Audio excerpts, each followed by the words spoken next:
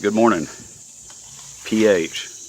I'm going to talk just for a minute. And we talked about this yesterday on my video about pH and how important it is. And first, I want to tell everybody how much I really appreciate the comments. And I haven't even got through all the comments yet this morning. I've got an incredible list of comments, but I wanted to run out here real quick and do a real fast how to adjust your pH before somebody makes a mistake and somebody causes an issue. And this is so super simple. I don't need to do a huge video on this, but I want to bring up some points. All right. For raising your pH, this is what you want to use. You can buy commercial pH products to raise it, but baking soda is a mineral that it's not going to bother anything. The contents of this, or the sodium bicarbonate, is going to raise the pH. But the best thing about it is, and that's why you should use these type of products. Sorry about that this morning. But this is why you should use these type of products right here versus vinegar or lemon juice or milk or some of the other. I've heard of mustard mixed with water. I've heard of oh my gosh, grape juice. I mean, I've heard of everything. Every combination you can imagine, I've heard of it in the hydro industry. The reason you don't want to use those things, and I'll use vinegar as an example because somebody mentioned it this morning, that's probably one of the top ones that I see being used for dropping the pH. It'll drop your pH. But vinegar also is, like what you get from apple juice or other juices. It's a natural product, it's organic, but it also contains natural sugars. Sugars are attractants. Natural glucose, if that makes any sense now. That's not something you want to put in your root base. One of the main reasons, and you can get by with it, and it may not hurt. You can say, well, I've been using vinegar for a long time, but I've never had any issues with it. Well, the first time you use that, and you have bad bacteria present, you're feeding the bad bacteria more than you're doing anything else. You're leaving a product behind that's going to feed the bad bacteria and be attractive to other critters too. So that's why you don't want to use those type of products. I'm not saying you can't get by with them and you can't use them occasionally, and I've used them myself and I will use them occasionally if I'm in an emergency or can't get hold of another product, but you really want to use products that are made for it. One of the other main reasons is because they're stable. If you take some water and drop the pH of it with vinegar and then check it 10 hours later, it's not going to be the same pH. It will have changed because it's not a stable, it's an organic medium and it changes. All right? Using a mineral-based type of product, you're not going to get that. I hope that helps make that part of this clear. Now, to raise the pH, a little bit of baking soda. That's all you need to use. I don't know how else to explain raising pH other than just use a little bit of baking soda mixed in with your water. And I mean sprinkles.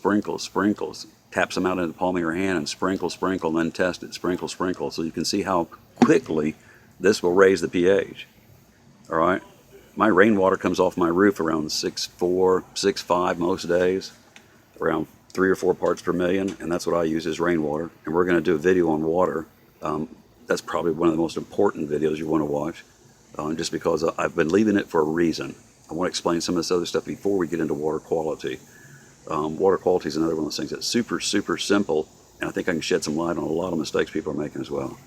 Now let's get back to the pH. For pH down, citric acid. This is citric acid. It also has a little bit of phosphate mixed in with it. General hydroponics, I'm not promoting any of these products.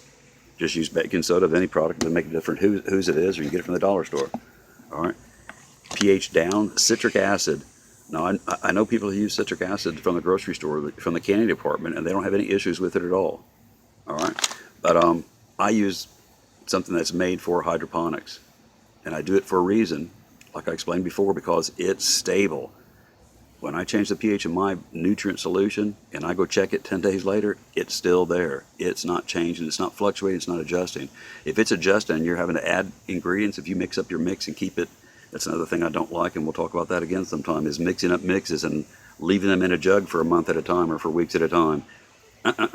That's a big no. And I'll explain why later on. But if you are doing that, I know that's a real easy thing to do, and it's a time-saving thing more than anything, but that's another bad thing you can do for your grow.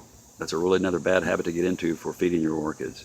All right, use proper products for it. Keeps it stable.